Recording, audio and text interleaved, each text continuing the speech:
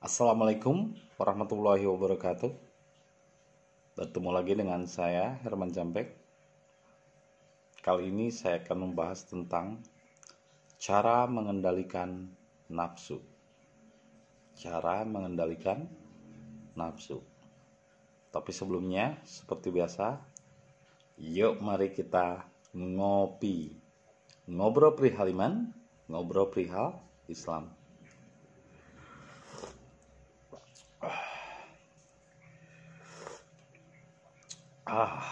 Luar biasa.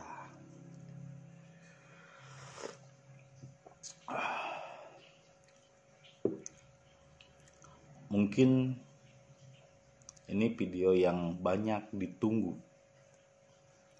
Banyak orang yang ingin tahu bagaimana sih caranya mengendalikan nafsu.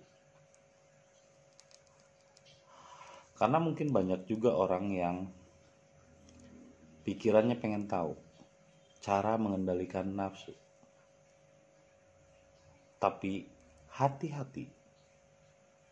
Keinginan tahuan itu munculnya dari mana? Jelas kebanyakan munculnya keingintahuan dari pikiran. Dan itu hanya akan mengendap di pengetahuan. Ingin tahu caranya mengendalikan nafsu. Seperti dalam video-video sebelumnya yang selalu saya ungkap, selalu saya katakan, selalu diulang-ulang, nafsu tidak bisa dikendalikan oleh pengetahuan. Nafsu tidak bisa dikendalikan oleh ilmu. Nafsu tidak bisa dikendalikan oleh aturan yang menurut kebiasaan dan menurut umum benar. Break the rule. Hancurkan rule yang menurut umum benar. Karena hanya ikan mati yang berenang mengikuti arus. Karena hanya manusia-manusia yang mati jiwanya yang menganggap bahwa nafsu bisa dikendalikan oleh pengetahuan, bahwa nafsu bisa diatur dan dikendalikan oleh aturan manusia. Aturan itu hanya sebuah simbol, hanya sebuah prasarana agar kita menemukan hakikat kesejatian dari aturan itu sendiri. Aturan itu di satu sisi pada masanya ia berlaku, tapi pada sisi lain setelah berlalu ratusan tahun mendatang, ketika kebudayaan manusia berkembang, ketika tradisi terkikis, maka aturan itu akan menjadi usang di masa depan. Contohnya misalnya, menurut aturan, menurut pengetahuan, menurut ilmu, di masa lalu, matahari itu terbit dari arah timur. Tapi kenyataannya, setelah berkembangnya sains, setelah berkembangnya pengetahuan, setelah berkembangnya teknologi, di mana manusia sudah mampu membuat pesawat tanpa awak yang memotret keadaan di antariksa, ternyata matahari tidak pernah terbit. Matahari diam di tempat. Yang membuat matahari terlihat ya, bukan terbit. Terbit dan tenggelam adalah karena buminya yang berputar mengelilingi matahari. Artinya keyakinan, pengetahuan, ilmu itu akan berubah seiring waktu, seiring perkembangan kebudayaan, teknologi, dan cara berpikir yang berkembang. Sehingga ketika kita menganggap bahwa nafsu bisa dikendalikan oleh pengetahuan, padahal pengetahuan atau ilmu itu adalah nafsu itu sendiri. Tidak sedikit orang yang ketika udah merasa tahu, merasa berilmu, dia menjadi sombong, merasa benar. Harusnya kita benar dalam merasa, bukan merasa benar. Tapi karena pengetahuan, karena merasa tahu, maka muncullah sifat dajjal. Apa itu dajjal? Sebetulnya dajjal itu tidak perlu kita menuduh keluar diri kita, menuduh orang lain. Dajjal itu adalah pikiran, hati, dan nafsu. Nah, ini segitiga. Dajjal itu adalah pikiran, hati, dan nafsu diri kita sendiri. Sehingga ketika kita bertanya tentang bagaimana caranya mengendalikan nafsu, tapi ditanyakan oleh pikiran, ini sama saja seperti motor yang bertanya bagaimana caranya mengendalikan motor. Jelas tidak akan bisa. Nah, mengendalikan nafsu dengan aturan, dengan ajaran, dengan pengetahuan, itu sama seperti Anda memenjarakan nafsu. Taruhlah, anggaplah misalnya, dimisalkan nafsu itu adalah monster yang ada di dalam diri kita. Ada 4 monster yang ada di dalam diri kita, yaitu nafsu amarah, lawamah, supiyah, dan mutmainah. Kita punya 4 peliharaan, 4 daya rendah, 4 monster. Makanya disebutnya kalau di luar negeri underworld, dunia di bawah. Ini adalah monster di dalam diri kita. Nafsu amarah, nafsu lawamah, nafsu supiyah, dan nafsu mutmainah dikendalikan oleh aturan agama, aturan ini negara, aturan itu, aturan ini, yang menurut keyakinan kita dan kebiasaan kita, kebiasaan yang diyakini, itu adalah hal yang paling benar. Kita anggaplah 4 monster ini, kita tekan peredarannya. Istilahnya dipenjarakan supaya tidak liar oleh aturan.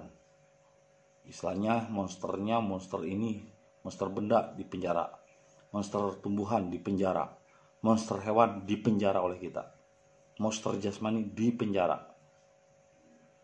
Dan aturan itu begitu ketat. Setelah dipenjara, ditekan oleh aturan pikiran kita, oleh aturan agama, oleh aturan apapun, nggak boleh begini, nggak boleh begitu, ya kan? Ternyata daya di dalam dirinya rendah, tapi ternyata beban hidupnya berat. Suatu saat dia akan ngejepret. Ibaratnya Anda memenjarakan 4 monster, tapi Anda tidak pernah memberi makan monster-monster tersebut. Anda lalu menekannya dengan, musik haram, makan klepon haram, ini itu haram. Itu jelas berarti kan si nafsu-nafsu yang ada di dalam diri kita tidak boleh makan. Si monster itu tidak diberi makan. Coba Anda rasakan bagaimana kalau seandainya Anda punya harimau, lalu Anda penjarakan atau Anda ikat harimau itu dengan ikatan yang, kalau ikatan dalam agama disebutnya akidah. Diikat harimau itu, tapi Anda tidak pernah memberi makan harimau itu. Pas mau ngasih musik, haram, harimau nggak boleh main musik. Haram, nggak boleh makan klepon. Ini, haram, daging nggak boleh dimakan. Padahal di dalam tubuh kita juga ada unsur hewan, ada unsur daging. Tiba-tiba, nggak boleh makan daging, nggak boleh ini, nggak boleh itu haram. Ini adalah cara nafsu mengendalikan nafsu, cara pikiran mengendalikan nafsu. Ini sama saja Anda punya harimau yang dikekang, yang ditali atau yang diikat atau yang dipenjara, tapi Anda tidak pernah memberi makan. Maka apa yang akan terjadi? Maka harimau itu suatu saat akan buas. Ketika harimau itu lepas, maka bisa jadi tuannya dimakan. Karena apa? Karena Anda memenjarakan monster, memenjarakan nafsu, memenjarakan hewan buas di dalam diri Anda, dan Anda membiarkannya kelaparan. Jadi nafsu itu ditahan salah, tapi dibiarkan juga salah. Lalu yang benar bagaimana? Ya dikendalikan. Dikendalikan dengan aturan juga sama seperti tadi. Sama dengan Anda memenjarakannya, tapi tidak pernah memberikan makan. Itu dikendalikan oleh pikiran. Itu dikendalikan oleh aturan. Yang menurut kebiasaan dan menurut keyakinan Anda benar. Aturan menurut Anda benar kan, kata saya juga belum tentu benar menurut orang lain. Aturan yang menurut Musa benar belum tentu benar menurut Khidir. Karena aturan untuk cabai tidak selalu sama dengan aturan untuk tomat. Habitat untuk harimau tidak selalu sama dengan habitat untuk kancil. Tuhan itu menciptakan perbedaan itu agar rahmat, tidak menyeragamkan. Seperti lagu John Lennon, mungkin suatu saat kita akan menjadi satu, tapi satu bukan berarti sama. Satu tidak berarti harus persamaan. Contohnya sambal. Sambal itu satu kesatuan dari cabai, tomat, garam, gula, bawang merah, bawang putih. Disatukan. Kalau yang doyan terasi ya terasi. Itu satu. Tapi satu bukan berarti harus sama. Satu itu bisa jadi justru perbedaan. Satu itu adalah persatuan dari perbedaan. Tapi kalau persamaan, penyamarataan, itu jelas beda dengan satu. Makanya dikatakan kanapsin wahidin. Sesungguhnya satu jiwa dengan jiwa lain itu bagaikan satu kesatuan yang tak terpisahkan. Tapi bukan berarti sama. Jelas menyatu bukan berarti sama. Seperti menyatunya jodoh perempuan dan laki-laki tidak sama kan? Tapi kalau persamaan, masa laki-laki nikah sama laki-laki, masa perempuan nikah sama perempuan? Nah sekarang yang ada aturan itu adalah menyamaratakan, membuat orang agar seragam. Ini sama saja dengan komunis, ini sama saja dengan Kim Jong Un. Maka hentikan penyeragaman. Karena aturan kepada Tuhan tidak selalu harus diseragamkan menurut pola pikirmu, menurut kebiasaanmu. Tuhan tidak bisa diatur menurut aturan manusia. Apalagi nafsu itu misalnya mau diatur menurut kita, mengendalikan nafsu itu begini, kita begitu, begini, begitu. Katanya, itu juga kadang-kadang merupakan katanya saja. Nah, akhirnya apa yang terjadi? Kita sama dengan sedang memenjarakan Dajjal, monster yang sedang tertidur. Sudah dipenjarakan, tidak pernah pula diberi makan. Jadi Dajjal yang suatu saat akan bangkit, itu sebetulnya bukan Dajjal makhluk sosok. Aturan itu sendiri. Aturan yang memenjarakan dan membuat monster Dajjal ini tidak diberi makan. Maka bagaimana? Apa yang akan terjadi kalau Dajjal itu lepas? Jadi penjarakan di dalam diri kita yang paling dalam. Makanya dikatakan Dajjal dipenjarakan di dalam bumi, di dalam diri. Karena dengan aturan, haram ini, haram itu, dipenjarakan dia, nggak bebas. Dan tidak pernah diberi makan. Maka suatu saat ketika lepas Dajjal itu, dia akan ngamuk kesurupan. Salah satu contoh Dajjal yang nyata adalah Ibnu Muljam. Akhirnya membunuh Ali atau Utsman lah, saya nggak tahu. Yang jelas Ibnu Muljam itu adalah orang yang sangat teratur, hafal Quran, hafal hadis. Tapi apa yang terjadi? Dia menjadi Dajjal. Itulah Dajjal yang nyata, itu adalah aturan yang sebetulnya dia anggap itu paling benar. Dia anggap itu kebiasaan yang benar, justru menjadi monster bagi dirinya sendiri. Bahkan dulu Ali pernah ketika dakwah, dia tetap dakwah, tiba-tiba duhur, tiba-tiba ada orang nyeletuk, sholat, dakwah terus, katanya ini udah jam 1 nih. Akhirnya Ali marah dan ngambek dan nunjuk orang itu. Hei, tahu nggak? Yang namanya berdakwah katanya, yang namanya silaturahmi, yang namanya menyampaikan rahmat-rahmat Allah. Ini adalah silaturahmi, menyampaikan rahmat Allah. Lalu kenapa Anda mengatakan menyuruh sholat itu harus begitu? Harus juklak-juklak begitu, harus apa namanya? Ungked. Kata teman saya nyebutnya ungked. Bukan itu. Bahkan ketika menyampaikan rahmat-rahmat Allah itu merupakan sholat. Makanya kenapa Jumat cuman yang harusnya duhur itu 4 rakaat, Jumat menjadi 2 rakaat. Karena 2 rakaat lagi adalah dakwah. 2 rakaat lagi adalah menyampaikan rahmat-rahmat Allah. Jadi ketika ada orang yang mengatakan, latihan dong, jangan ngomong terus. Lah ngomongnya saya itu udah latihan. Lah ngomongnya saya menyampaikan kepada Anda itu udah sholat. Jadi sholat itu bukan terpaku oleh aturan dan kebiasaan. Ketika Anda menganggap aturan dan kebiasaan itu adalah cara untuk mengendalikan nafsu, tanpa sadar Anda sedang memenjarakan monster Dajjal di dalam diri Anda sendiri. Dan itu banyak orang tidak sadar bahwa Dajjal sedang dipelihara di dalam dirinya, sedang dipenjarakan dan tidak pernah diberi makan. Suatu saat ketika lepas dia akan ganas, ngamuk.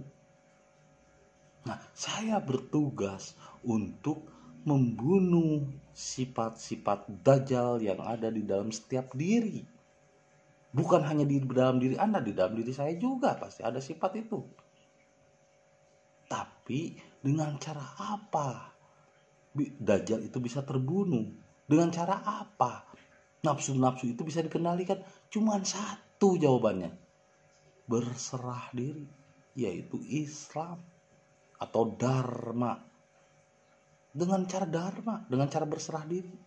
Jadi Islam itu bukan agama, bukan aturan, bukan keyakinan.